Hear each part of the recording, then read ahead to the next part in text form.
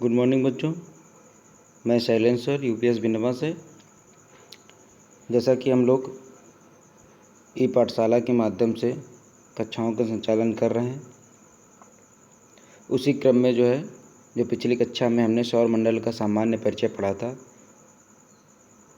उसी क्रम में हम आगे पढ़ेंगे। हमने देखा था कि सूरज क्या होता है, आकाशीय पिंड क्या होते हैं, तारे क्या होते हैं, उपग्रह क्या होते हैं, इनके बारे में सामान्य परिचय हमने सामान्य सोच समझ है वो विकसित की थी।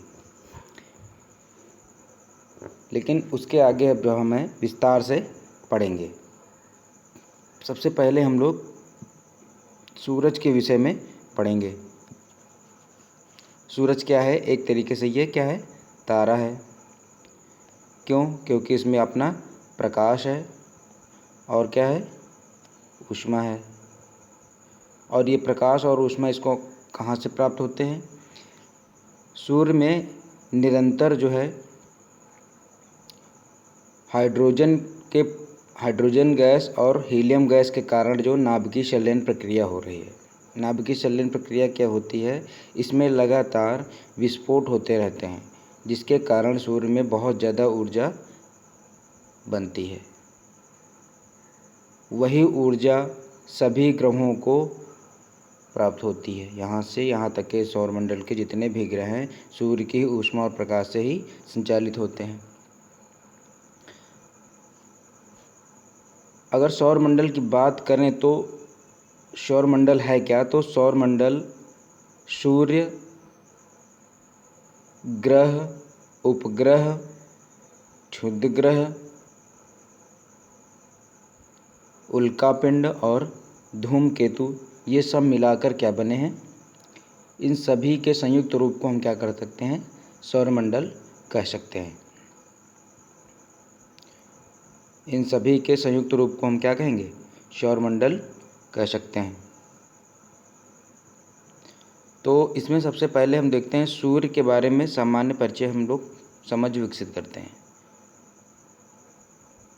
सूर्य का जो भाग हमको आँखों से दिखाई देता है उसे हम प्रकाश मंडल कहते हैं।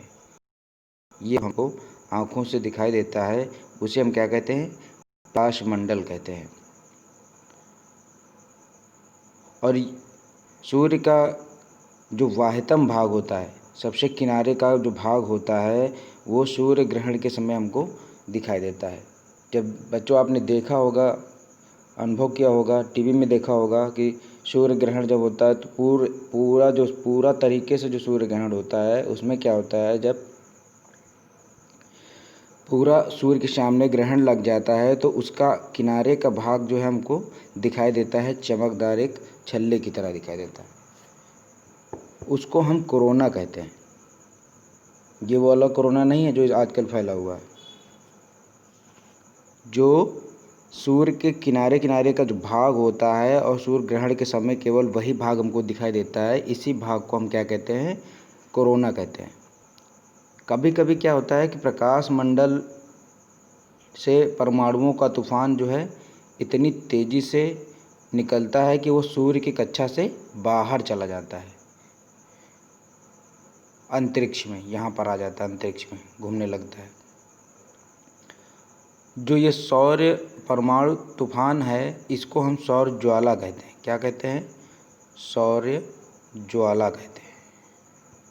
सौर ज्वाला कहते हैं। Solar flares. जब यह पृथ्वी के वायुमंडल में क्या करता है? प्रवेश करता है तो हवा के कणों से टकराने के कारण एक रंगीन प्रकाश पैदा कर देता है, जिसको हम लोग हर जगह से पृथ्वी में नहीं देख सकते हैं। केवल उत्तरी ध्रुव और दक्षिणी ध्रुव पर ही ये क्रिया हमको दिखाई देती है। उत्तरी ध्रुव में इस क्रिया को अरोरा बोरियालिस क्रिया कहते हैं, अरोरा बोरियालिस। और दक्षिणी ध्रुव पर अरोरा ऑस्ट्रियालिस क्रिया कहते हैं। और सूर्य से जहाँ पर से ये निकलते हैं, सौर ज्वाला जहाँ से निकलती वहाँ पर क्या हो जाते हैं?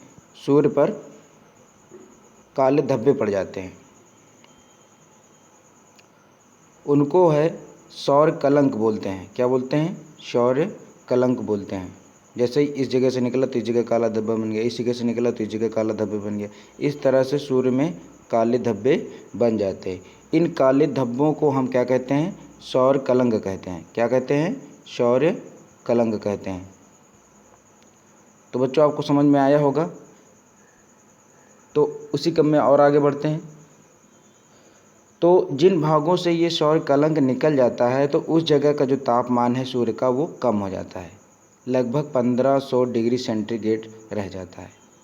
अगर इसके हम केंद्र की बात करें, अंदर की बात करें कि सूर्य के अंदर कितना तापमान है, तो वो जो है 15 मिलियन डिग्री सेंटीग्रेड होता है। बहुत अधिक तापमान होगा जिसकी हम कल्पना नहीं कर सकते, इतना ज़्यादा गर्म होता है ये अंदर से। और इन काले स्पॉट को छोड़ करके जो शेष भाग है, जो आपको दिखाई दे रहा है, चमक रहा है, ये वाला हिस्सा, ये इसका जो तापमान होता है वो 6000 डिग्री सेंटीग्रेड होता है। बच्चों आप जानते हैं कि जो पानी हम गर्म करते हैं और वो उबलने लगता है, वो 100 डिग्री सेंटीग्रेड में उबलने लगता है।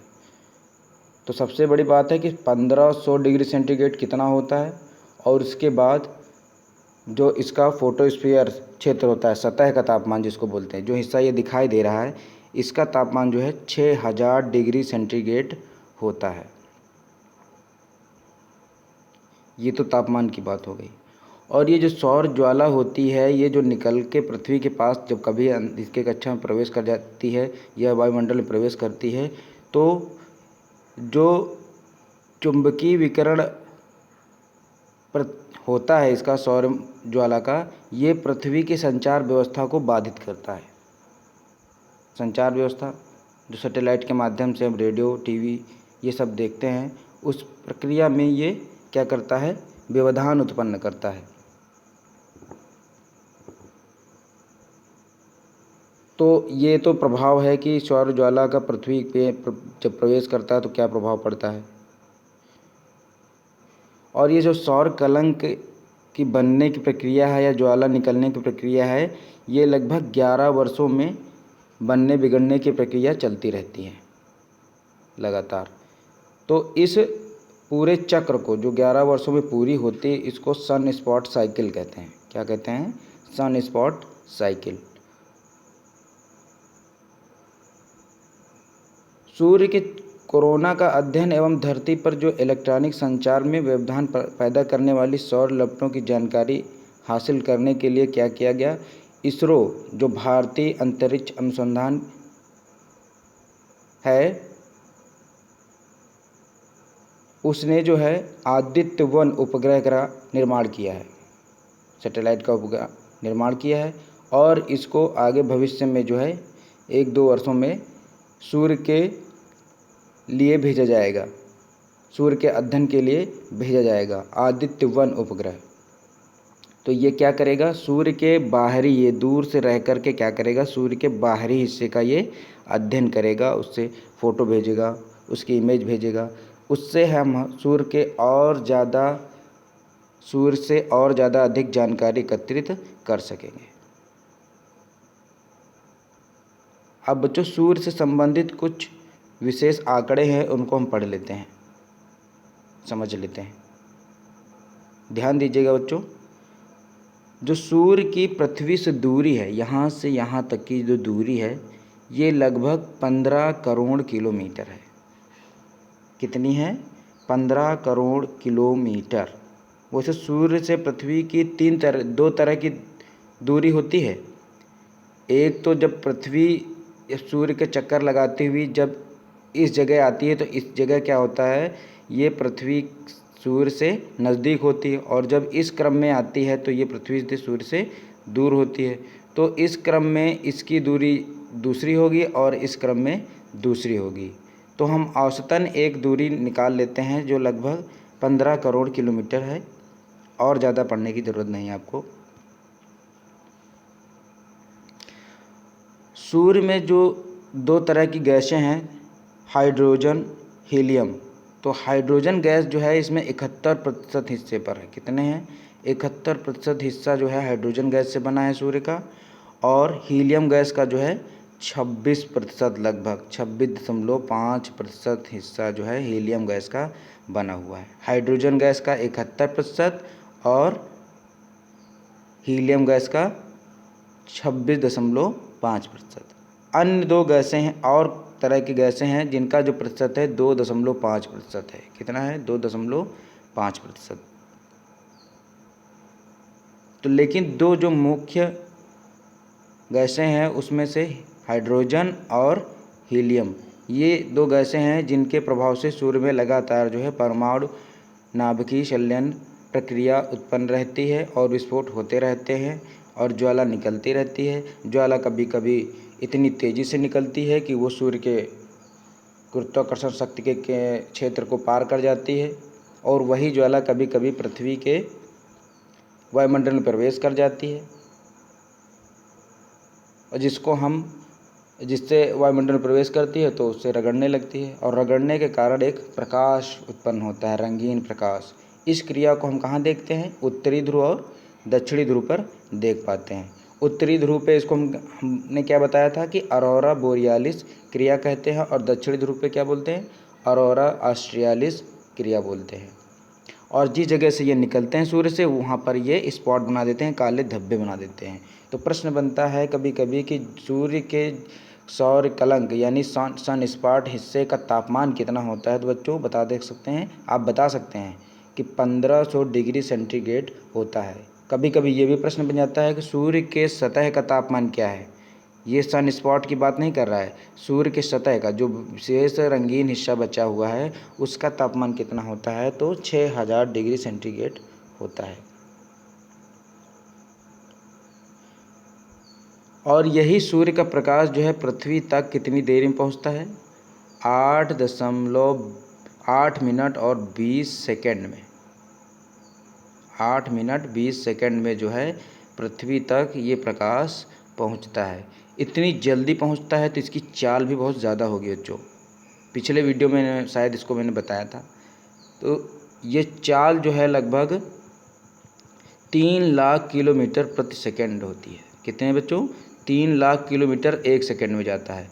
3 लाख किलोमीटर 1 सेकंड में प्रकाश की चाल होती है। तो कभी कभी पूछ लेता है प्रश्न कि प्रकाश की चाल, सूर्य के प्रकाश की चाल क्या होती है बच्चों? तो 3 लाख किलोमीटर प्रति सेकंड क्या होती है बच्चों?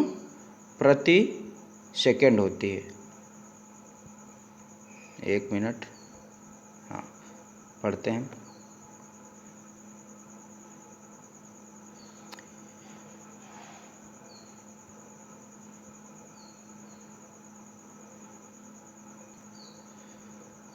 तो हमने देखा सूर्य से संबंधित कुछ चीज़ें।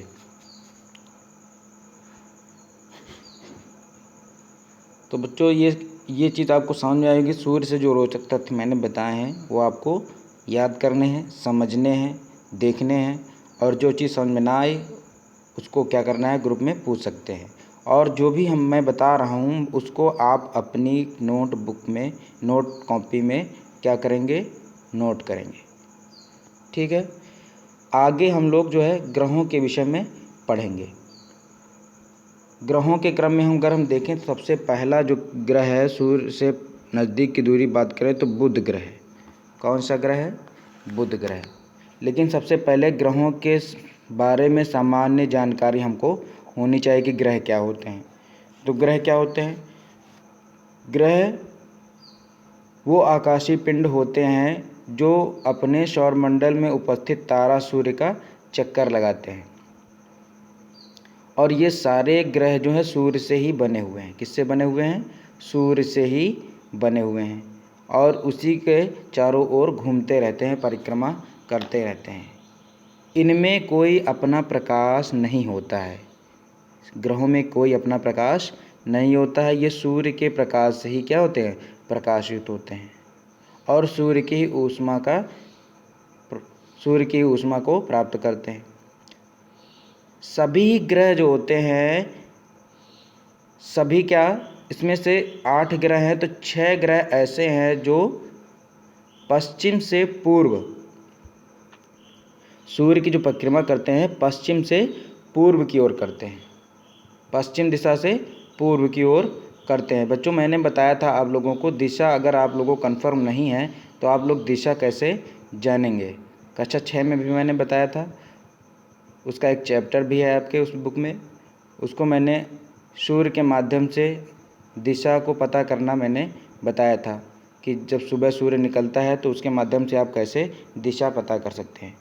तो सबसे पहले बताया था कि आप जिस दिशा से सूर्य निकल रहा है उस तरफ मुंह करके खड़े हो जाइए, और मान लीजिए आप यहाँ पर खड़े हुए, आपका चेहरा है और इस तरफ सूर्य निकला हुआ है, तो ये सूर्य जिस तरफ से निकलता है उस तरफ आप चेहरा करके खड़े हो गए तो ये हो जाएगी पूरब दिशा। क्या हो जाएगी? पूरब दिशा। क्या हो जाएगी? पूरब दिशा। और आपके दाहिने हाथ की तरफ जो हो जाएगा वो दक्षिण हो जाएगा, और बाएं हाथ की तरफ क्या हो जाएगा? उत्तर हो जाएगा।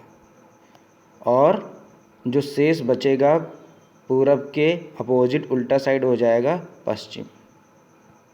तो इस तरह से मैंने आपको दिशा बताई थी। ये तो बताई थी जब आपके सामने सूर्य हो आप तब पता कर सकते हैं, जब आप सुबह सूरज निकलता है उतने समय। लेकिन जब आप कॉपी में पढ़ रहे हैं, ब्लैक बोर्ड में पढ़ रहे हैं, तो उस समय आप दिशा का कैसे पता करेंगे? तो एक प्लस का निशान लगाएंगे, ऊपर उत्तर होगा, नीचे दक्षिण होगा, इधर जो है पूर्व होगा, और इधर क्या होगा? पश्चिम होगा। ठीक है। तो जो सारे ग्रह हैं, 6 ग्रह, 8 ग्रह टोटल हैं, उसमें से 6 ऐसे ग्रह हैं जो पश्चिम से पूर्व की ओर घूमते हैं। किस दिशा की ओर? पश्चिम से पूर्व की ओर। उसमें पृथ्वी अपना भी सम्मिलित है, पृथ्वी भी सम्मिलित है। पृथ्वी भी पश्चिम से पूर्व सूर्य का चक्कर लगाती है, पश्चिम से पूर्व। अगर इधर पश्चिम है तो यानी इधर से ऐसे घूम करके ऐसे पृथ्वी जो है यहाँ से चक्कर लगा रही, इस तरह से चक्कर लगा रही। यहाँ पर अगर स्थित है पृथ्वी तो ऐसे करके इस पश्चिम, यहाँ पर है तो पश्चिम को जाएगी फिर पूर्व को आएगी। इस तरह से पृथ्वी जो है पश्चिम से पूर्व की ओर चक्कर लगाती है। लेकिन 2 ऐसे ग्रह हैं जो सूर्य के चारों ओर जो है पूरब से पश्चिम दिशा में घूमते हैं। वो कौन से 2 ग्रह हैं? वो है शुक्र ग्रह और अरुण ग्रह। ये शुक्र ग्रह हो गया और ये अरुण ग्रह हो गया। ये दोनों ग्रह क्या करते हैं? पूर्व से पश्चिम घूमते हैं। कैसे घूमते हैं? पूर्व से पश्चिम। कैसे घूमते हैं? पूर्व से पश्चिम चक्कर लगाते हैं। तो यहाँ से भी प्रश्न बनता है बच्चों, जब आगे की आप कक्षाओं में जाएंगे और ज़्यादा अध्ययन करेंगे तब आपको ऐसे प्रश्न देखने को मिलेंगे। लेकिन मैं आपको अभी से ही ये चीज़ें बता दे रहा हूँ ताकि आपको जानकारी रहे। कोई पूछे कि ऐसे कौन से 2 ग्रह हैं जो पूर्व से पश्चिम घूमते हैं, तो आप तुरंत जवाब दीजिए शुक्र और अरुण ग्रह जो ऐसे 2 ग्रह हैं सौरमंडल में जो पूर्व से पश्चिम घूमते हैं। बाकी शेष जो 6 ग्रह हैं वो पश्चिम से पूर्व घूमते हैं।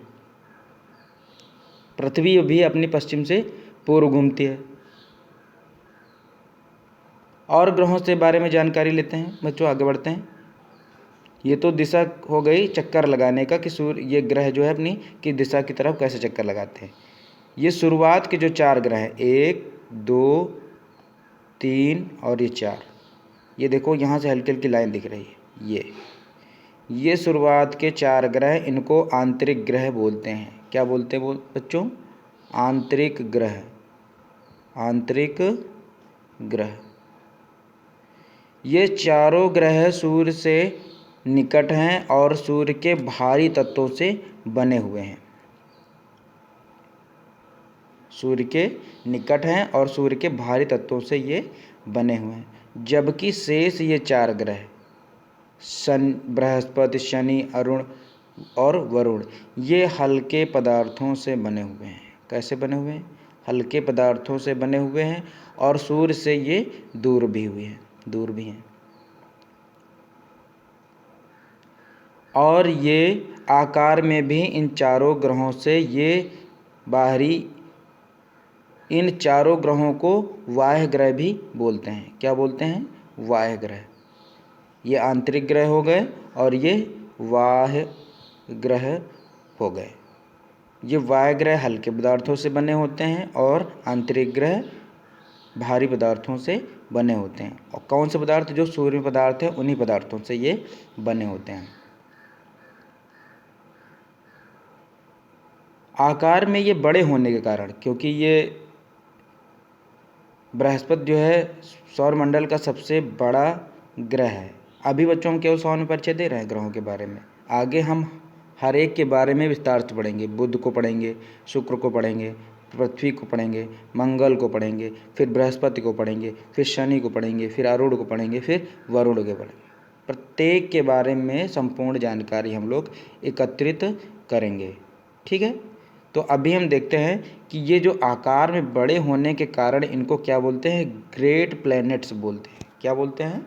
Great planets. तो अभी मैंने बताया कि सौरमंडल का सबसे बड़ा ग्रह कौन सा है? बृहस्पति है। और अगर सबसे छोटे ग्रह की बात पूछी जाए तो वो हमारा बुध है। कौन है? बुध। बुध ग्रह सौरमंडल का सबसे छोटा ग्रह है। तो ये तो थी ग्रहों के बारे में सामान्य समझ, जिसमें आप समझ सके कि आंतरिक ग्रह कौन से हैं, बाह्य ग्रह कौन से हैं, ठीक है, और हल्के ग्रह कौन से हैं, भारी ग्रह कौन से हैं, कौन से ग्रह गैस के बने हुए हैं, कौन से ग्रह स्थल जिनमें हैं वो हैं। तो ये बच्चों हमने देखा। तो आज का वीडियो हम यहीं तक रखते हैं। अगले वीडियो में हम लोग पढ़ेंगे ग्रहों के बारे में। आज हमने क्या पढ़ा? सूर्य को पढ़ा और सौरमंडल के बारे में सामान्य समझ जो विकसित की। उसके बाद हम ग्रहों को पढ़ा। ग्रहों को क्या पढ़ा? ग्रहों के बारे में सामान्य जानकारी हमको है।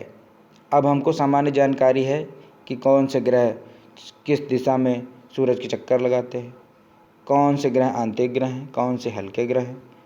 इसी क्रम में हम आगे बढ़ेंगे अगले वीडियो में, जिसमें हम विस्तार से चर्चा करेंगे। ठीक है बच्चा, धन्यवाद।